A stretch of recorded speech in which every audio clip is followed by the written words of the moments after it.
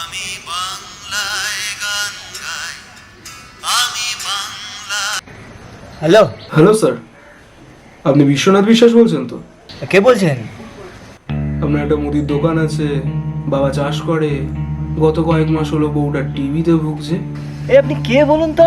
আমাদের ইনস্টিটিউটের নাম হলো চোর প্রাইভেট লিমিটেড। আমরা এদেশের সাধারণ জনগণকে চুরি করা শেখাই।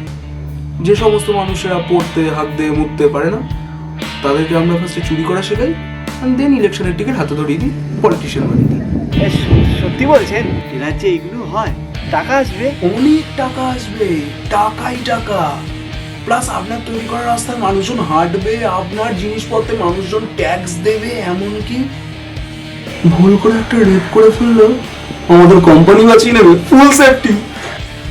তাহলে বিশ্বনাথ বাবু, আপনি কি একজন সাকসেসফুল চোর হতে চান? হ্যাঁ, হ্যাঁ হ্যাঁ হ্যাঁ, আমি চাই, হ্যাঁ আমি চোর হতে চাই, আমি চোর হবই।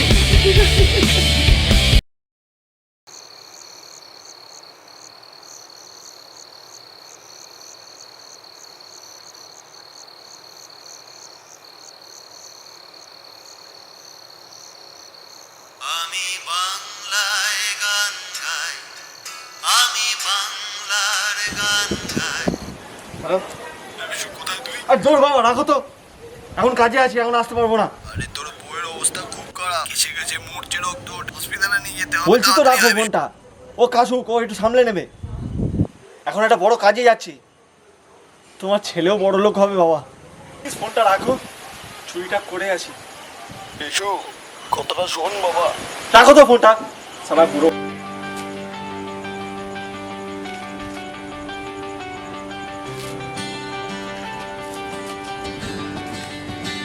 ও বাংলা,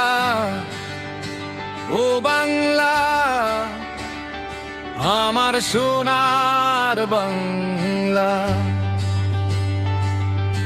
সকলের প্রিয় সোনার বাংলা।